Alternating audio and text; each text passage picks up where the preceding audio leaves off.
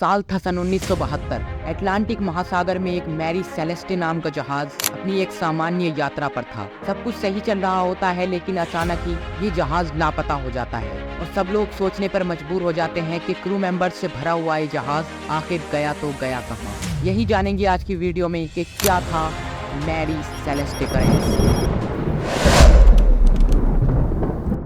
बात है 1861 की, जब अमेरिका में एक जहाज का निर्माण किया जाता है जिसको आगे जाकर नाम दिया जाता है द मैरी सेलेस्टे। कहा जाता है कि ये जहाज जब अपने पहले कैप्टन को लेकर चला तो उसकी भी डेथ हो गई और ये जहाज जिस जहाज के पास से भी गुजरा वो जहाज डूब गया, जिसके बाद अमेरिका के लोग इसको द बैड लक शिप कहकर भी पुकारने लगे। लेकिन एक दिन अचानक 1872 में जब ये जहाज अटलांटिक महासागर में अपनी एक सामान्य यात्रा पर था और सब कुछ सही चल रहा था, लेकिन अचानक ये जहाज लापता हो जाता है और इसके कुछ ही दिनों बाद 1872 को न्यू फाउंडलैंड में पाया जाता है। जब लोग इसको अंदर से खोजने जाते हैं तो ये अंदर से पूरी तरीके से खाली था। इसके अंदर कोई क्रू मेंबर मौजूद नहीं था। इसके अंदर मौजूद था तो सिर्फ 1700 बैरल रम, यानी कि 1700 बैरल शराब, जिसको के खरोश तक नहीं आई थी, और वो शराब के 1700 बैरल एकदम सही सलामत थे। लेकिन अब यहाँ पर एक सवाल उठता है कि इतना बड़ा जहाज आखिरकार यहाँ पर आया कैसे। तो इसके ऊपर लोगों ने अपनी अलग अलग थ्योरीज दी हैं। इसमें की सबसे पहली थ्योरी है कि जहाज एक बड़े तूफान का शिकार हुआ था, जिसकी वजह से क्रू मेंबर्स ने इसको छोड़ दिया और इस जहाज को अबेंडन करके नाव के जरिए यहाँ से निकल गए। लेकिन ये थ्योरी भी यहाँ पर गलत साबित हो जाती है कि अगर क्रू मेंबर्स इस जहाज को छोड़कर निकल आए थे तो फिर वो कहीं ना कहीं तो मौजूद होते और उनका कहीं ना कहीं तो अस्तित्व होता,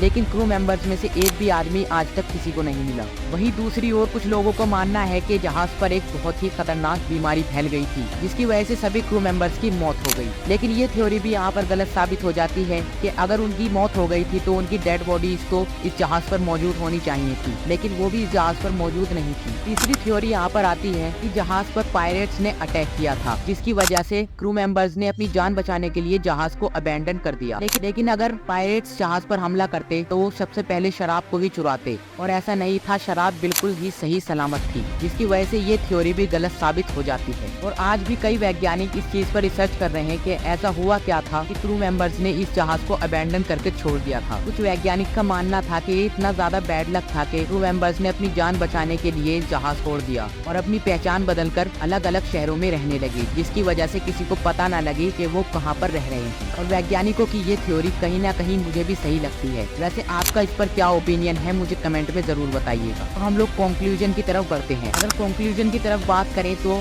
सच्चाई तो यही है कि मैरी सेलेस्टे का रहस्य आज भी अनसुलझा है। वैसे आपका इस पर क्या ओपिनियन है, मुझे कमेंट में जरूर बताइएगा। और आप भी अपनी एक थ्योरी बताइएगा कि क्या हुआ होगा उस दिन क्रू मेंबर्स के साथ उस जहाज। अगर आप लोग को ये वीडियो अच्छा लगा हो तो इस वीडियो को लाइक कीजिएगा और चैनल को सब्सक्राइब कर लीजिएगा, ताकि आप लोग ऐसी वीडियो बिल्कुल भी मिस ना कर पाएं। धन्यवाद।